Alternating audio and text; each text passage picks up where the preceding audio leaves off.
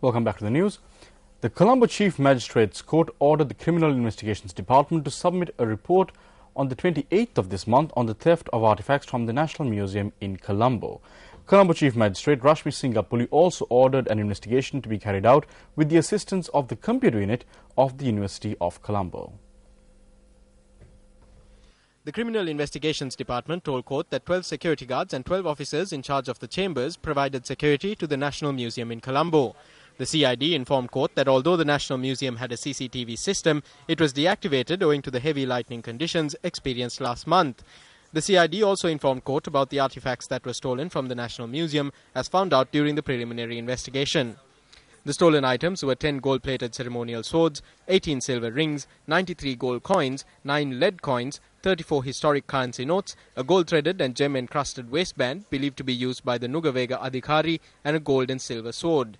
The CID noted that several items, including 2 mobile phone SIM cards, a bedsheet and a cap, were found at the scene of the crime. Meanwhile, the CID has recorded statements from staff members at the National Museum regarding the robbery. However, no arrests have been made so far.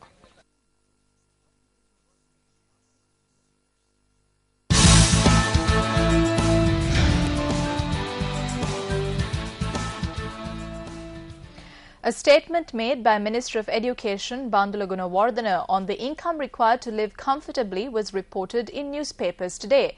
Now, the reports state that Minister Bandula Gunawardena, speaking at a function in Mulegama, Homagama, had said that a family of 3 could live a comfortable life with an income of 7,500 rupees a month.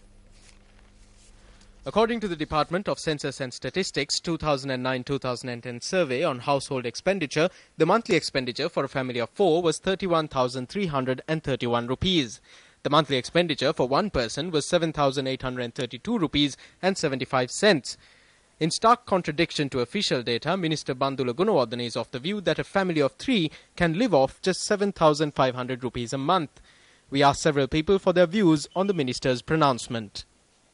අපේ බන්දුල ගුණවර්ධන මහත්තයා මේ කොයින්ද කතා කරන්න කියලා හිතා ගන්න බෑ 7500කින් මොකද්ද කරන්න පුළුවන් අද කාලේ අපි ඉතින් මේ ගැරේජ් රස්සාව කරලත් අපිට නම් බෑ අමුතුමාට නම් පුළුවන් ඇති හයරයක් කරන ට්‍රිවිලර් පෙට්‍රල් ගානට 7500 මාසෙකට ඒක හොයාගන්නත් අපි හරි අමාරුයි අමුතුමා බන කතා කරනවා මේ පේන්ට් වැඩ කරලත් මේ තනිකඩ ඉඳලා 7500න් 7500ට වැඩිය ගන්නවා ඒත් අපිට ජීවත් වෙන්න නම් බෑ 7500න් අපිට මේ ගමන කෑම බීම වලට 7500ට වැඩිය යනවා ඒක නැතිනම් මේ බොරු කතාවක් තමයි කියන්න තියෙන්නේ අමතුමා කියන රුපියල් 7500කින් ජීවත් වෙන්න පුළුවන් කියලා අපිට නම් ඒ කියනවා තියා හිතන්නවත් බෑ 7500කින් ඒ වැඩේ කරගන්නේ කොහොමද කියලා අපි දැනගන්න කැමති බන්දුල ගුණවර්ධන අමාත්‍යවරයා ජීවත් වෙන්නේ ලංකාව තුලද එහෙම නැත්නම් අහසේ තියෙන වෙනත් රාජ්‍යයකද කියලා මේ ප්‍රායෝගිකව අත්දැක බැලීම සඳහා අප විසින් කළ යුතු වන්නේ බන්දුල ගුණවර්ධන අමාත්‍යවරයා සිය පවුල සමග රුපියල් 7500ක් අතටදී නිවාසයක් කුලියට රැගෙනදී ඒ ගෙදර ගොස් නතර කරලා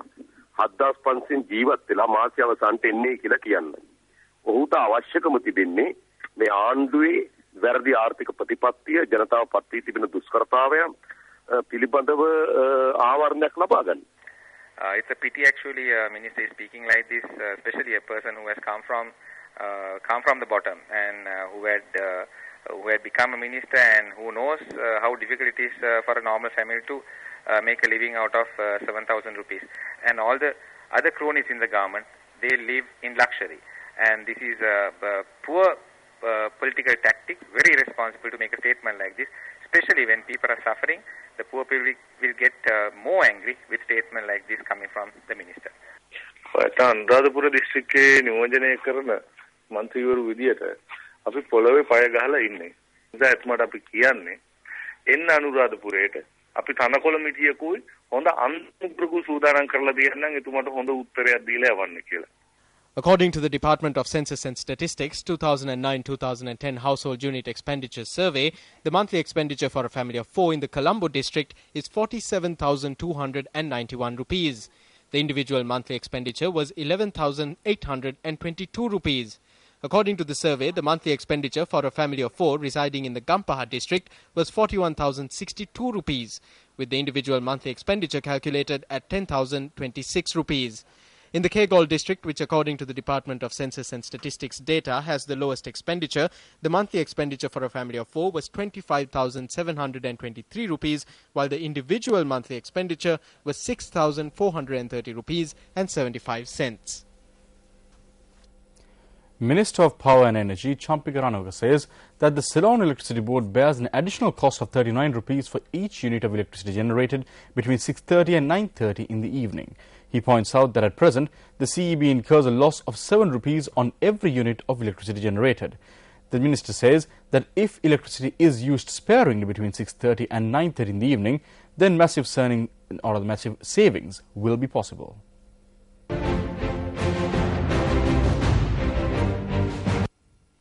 At present, 85% of the country's electricity requirement is met through thermal power generation, while hydropower generation provides the balance 15%. While the system has a maximum generation capacity of 3,100 megawatts, between 6:30 and 9:30 in the evening, 2,000 megawatts are generated in order to meet the demand.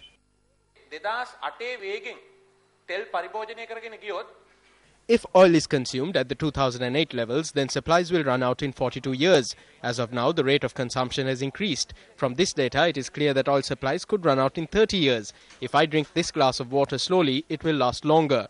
The quicker I drink, the faster it disappears. It is the same with oil, coal and gas. The minister pointed out that in order to face future challenges, electricity consumption has to be more conservative. If a 60-watt light bulb is turned off in each household between 6:30 and 9:30, then we can save 180 megawatts.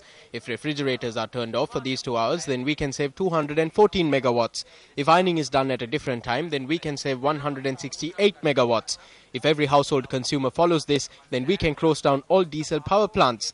Annually, every consumer can save over 2,000 rupees on their bill, and the country can save 25 billion rupees.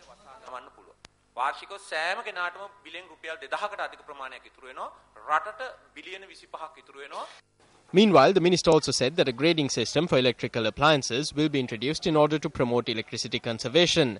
The grading of light bulbs has already commenced, and the system will be introduced for all other appliances in the near future. A new program was also initiated today to promote conservative electricity consumption. The program, which commenced under the auspices of Minister of Power and Energy Champika Ranawaka, is titled Today for Tomorrow, National Cause to Conserve Electricity. Electricity conservation in various fields will be promoted in stages under this program.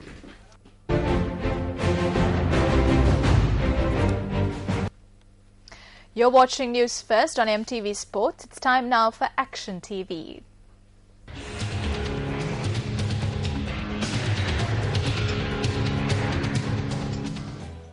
This building, constructed in the Boosa area in Gaul during the British era, was used as a storage facility by the Government Food Department until 2003. The storage facility was shifted to adjacent buildings, and 80 shops were allocated space at this building with the purpose of establishing the largest economic centre in the southern province. The foundation stone was laid by the working minister of the Malaysian government for the construction of another new building for this purpose. However, with the ministers who led this initiative losing their positions owing to the change of government in 2004, plans to establish this economic centre also came to a standstill. The building complex that had been constructed to British standards withstood the 2004 tsunami and provided shelter to residents from Boosa and the surrounding areas who were displaced by the tsunami. However, today, area residents consider this building complex as a haven for nefarious activities.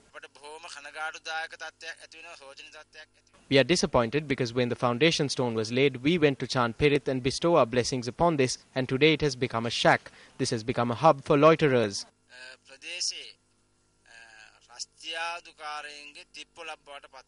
There is plenty of evidence to suggest that those who loiter in this building do not use it as a resting place. Incidentally, there is no sign of the nails and bolts used for the iron grills that were set up for the 80 shops in the building at a cost of hundreds of thousands of rupees. There is also evidence to state that the iron beams used for the roof have been cut and taken away, leaving part of the roof hanging loosely. State property is being vandalized in this manner even when the Boosa Navy Camp, the heavily guarded government food storage and the State Timber Corporation storage facilities and the Boosa railway station are all located nearby. This state property, which was initially to be an economic centre but has today been abandoned, is used by tourists for various purposes. Cows who stray onto the property also cause much damage to what remains of the building. If the economic centre advertised on this board cannot become a reality, shouldn't steps be taken to at least secure what is left of this state property? Galle District Secretary, this one is over to you.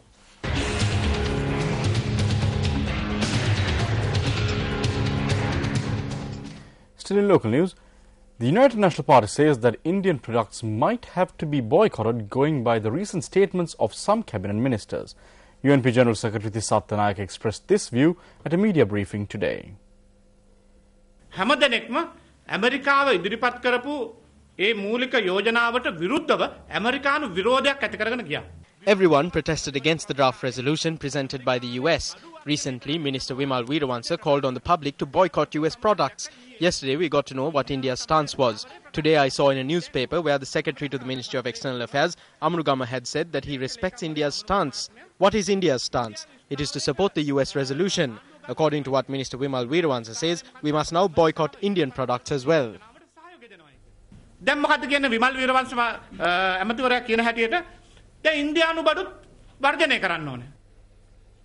Former Army Commander Sarath Fonseca was brought to a private hospital for medical treatment today. Sarath Fonseca was brought to a private hospital to obtain physiotherapy treatment for a shoulder and knee injury. The West is reprimanding the selfish ministers and government parliamentarians who live in a dream world. If our people are to live with dignity and a positive political culture is to be created, then we need to take the West as an example.